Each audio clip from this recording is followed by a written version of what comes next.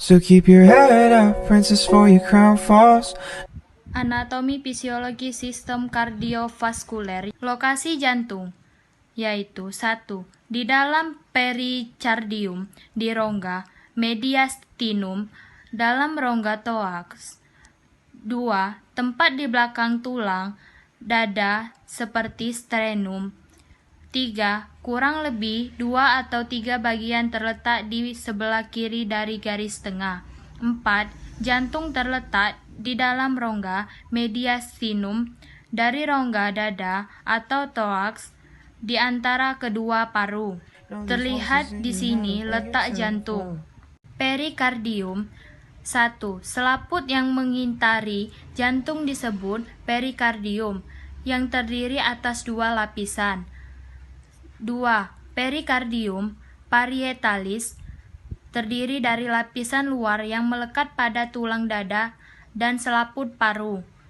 3. Perikardium pisalis terbagi menjadi bagian lapisan permukaan dari jantung itu sendiri yang disebut epikardium, yaitu terletak di antara kedua lapisan tersebut terdapat sedikit cairan pelumas yang berfungsi untuk mengurangi gesekan yang timbul akibat gerakan jantung saat memompa. Cairan tersebut disebut cairan perikardium.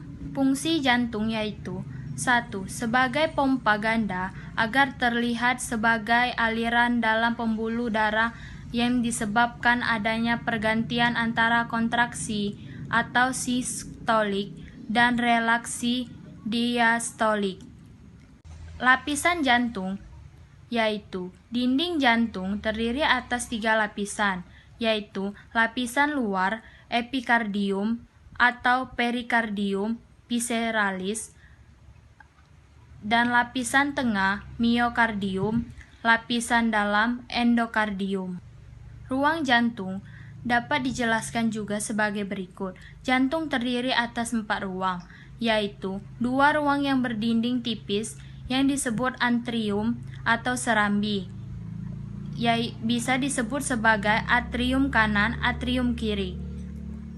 Dapat juga dibagi menjadi 2 ruang yang berdinding tebal yang disebut vertikal atau bilik, yaitu vertikal kanan atau vertikal kiri. Di sini kita juga dapat melihat gambar anatomi jantung. Atrium kanan yang berfungsi sebagai penampungan darah yang rendah O2 dari seluruh tubuh. Darah tersebut mengalir melalui vena cava superior, vena cava inferior, sinus coronarius yang berasal dari jantung sendiri. Kemudian darah dipompa ke vertikal kanan lalu ke paru. Atrium kiri berfungsi menerima darah yang kaya O2 dari kedua paru melalui 4 buah vena pulmonalis. Kemudian darah mengalir ke vertikal kiri lalu ke seluruh tubuh melalui aorta. Kedua atrium tersebut dipisahkan oleh sekat. Vertikal kanan adalah menerima darah dari atrium kanan dan dipompakan ke paru-paru melalui arteri pulmonalis. Sistem pernapasan pada manusia. Organ pernapasan manusia terdiri dari hidung, tenggorokan, dan paru-paru. Hidung terdiri dari lubang hidung dan rongga hidung. Di dalam rongga hidung terdapat bulu hidung dan selaput lendir. Bulu hidung berfungsi menyaring udara agar kotoran tidak masuk ke dalam saluran pernapasan. Selaput lendir berfungsi mengatur suhu dan kelembapan udara sesuai dengan tubuh.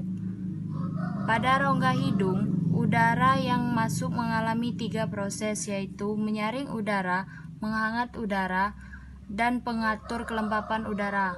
Tenggorokan merupakan saluran yang dilewati udara dari hidung menuju paru-paru. Paring merupakan persimpangan antara saluran merupakan makanan dan saluran udara pernapasan. Laring menghubungkan paring dengan trankea. Trankea merupakan saluran seperti pipa yang tersusun atas tulang rawan yang terbentuk cincin. Bronkus merupakan cabang trankea yang menuju paru-paru. Proses pernapasan manusia terdiri dari inspirasi atau proses menghirup udara dan ekspirasi, yang bisa disebut proses penghembusan udara, seperti hidung, paring, laring, trankea, bronkus, dan paru-paru. Berdasarkan gerakan otot yang digunakan pernapasan manusia terbagi menjadi dua jenis, yaitu pernapasan dada adalah otot antar tulang rusuk. Pernapasan perut yaitu organ diafragma